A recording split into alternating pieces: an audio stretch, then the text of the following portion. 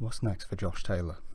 So after watching the Taylor versus Teofimo fight a few times since the fight happened last week, and just generally reflecting on what happened in the fight and what Taylor should do next, I thought I'd make a quick video on this. So from watching that fight again, I think it was a lot closer than the narrative suggests. Teofimo was the guy who was supposed to win the fight, in my opinion, because it was in New York. The commentators were, you had Joe Tessitore and Tim Bradley on the commentary team, and they were trying to make it seem like Teofimo was dominating the fight and he was winning the rounds clearly, and the fight was a complete domination from start to finish. I disagree. I think that fight was a lot closer than people think, and the 115-113 cards were the most reflective of what actually happened in the fight. I think Taylor had his fair share of success, but I do think Teofimo won the fight. I've got no argument there. So watching the fight, it was evident that Josh Taylor has had won too many fights at 140. I mean, go back and watch these fights against Baranchyk, Prograis or Ramirez, and it's just a different fighter. I mean, the way Josh Taylor was, he seems to have lost some of the snap in his punches. I mean, he's not as fast as he used to be. That's the main thing I noticed. Josh Taylor didn't really have that snap.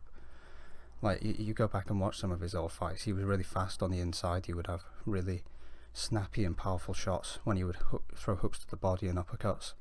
But he just didn't have that in this fight, and I don't know whether that was the weight cut, it just killed him, or rehydrating afterwards. But it's obvious that he needs to move up to 147 now.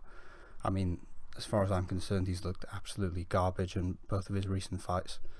I mean, he had a really, really close fight with Jack Catterall. Personally, I thought that was a very close fight and it could have gone either way. But Josh Taylor looked terrible in that fight, and that was coming off, that was only a few months after the Jose Ramirez fight. And he was losing most of the early rounds, got knocked down before coming back strong late in the fight. And Jack Catterall's not some sort of great fighter, is he? I mean, would he have been able to compete with the Taylor that beat Regis Prograis? I don't think he would have had anywhere near as much success as he did have if he was fighting a prime Josh Taylor. And now obviously he looked pretty garbage against Teofimo Lopez, and I actually think he looked worse in the Teofimo fight than he did in the Jack Catterall fight.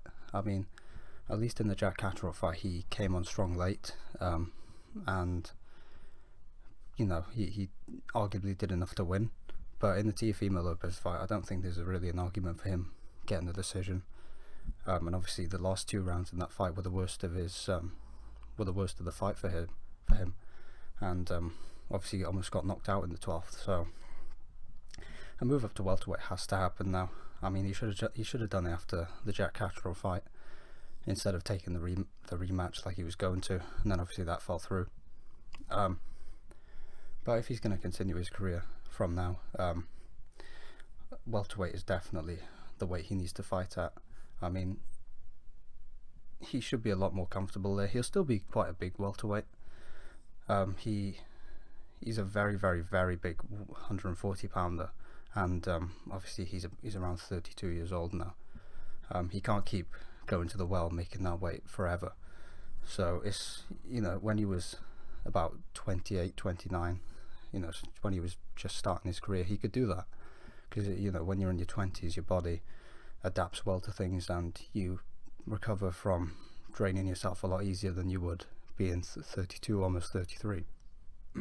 So yeah, the welterweight is definitely his future, and he's had a fight at welterweight before.